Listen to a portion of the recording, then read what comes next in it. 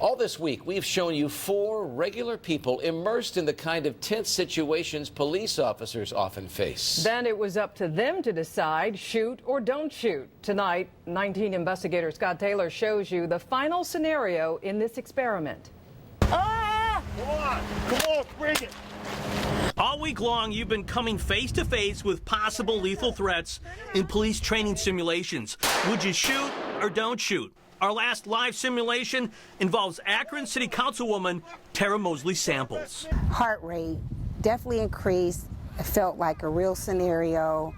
I could see how things can change in an instant. The Councilwoman first gets some tips in the Rocky River Police Video Training Simulator. Okay. When you're ready, squeeze the trigger. Now she's ready to respond to a 911 call that says a man is in a park and he's acting funny. It's a potential mental health issue. Well, my name is Tara. What's your name? You want to know my name? Oh, you want to know my name? Let's freeze it and see how you voted. A total of 75% said shoot, and only 25% of you said they would not pull the trigger.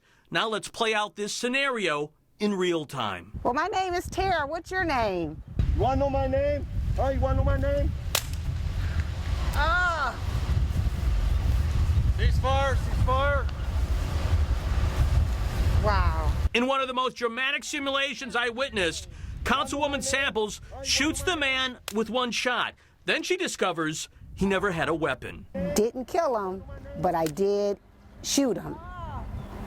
That troubled me greatly because he only had a wallet and it was a person with a mental health issue. To her credit, the Akron City Councilwoman initially spent the most time talking and trying to calm down the man in this simulation than any other volunteer, more than a full minute before he makes a move, and she keeps her distance. Police tell me 2 big keys in attempting to defuse any confrontation. Good job with the firearm.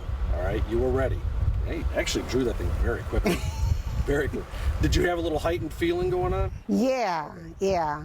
It's sort of kind of like when I watch the CTS in Akron, when they go to a call when it's a mental health person, try to talk to them a little bit, try to see if they'll engage with you a little bit. So I was, trying to stay there with them.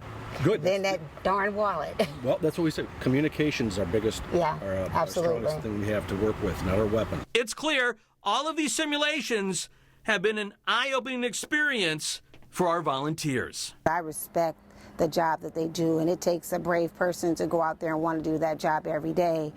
But it makes you look at things a lot differently on this side. It makes you look at things a lot differently. Over the past week, the majority of you decided to shoot in all of our police training simulations. Each night, the number of people voting increased, and I want to thank the Councilwoman, Norm Edwards, Erica Lauren, and Bob France for volunteering, plus the Rocky River Police Department, who helped put the entire scenario together. They picked the live simulations. We didn't, and I think they did a great job. Scott, do you think with all of this experimentation, you changed any minds or opened any minds? No, these are all strong-willed people, strong opinions. I don't think we changed their opinions, but I think, as you mentioned, we did open their minds to how much pressure these men and women with the police force are under when they're out on the street. And I noticed the councilwoman, she shot the suspect and he didn't have a weapon, and surprisingly 75% of viewers said they would have shot him too. Yeah, and I think they were watching over the week because you brought it up. If somebody's pulling something out, do you just look at that or do you look at the entire scenario? The police officers at Rocky River said, yeah, you look at the entire scenario, and obviously the councilwoman thought they were facing a lethal threat, and so did 75% of the audience that voted.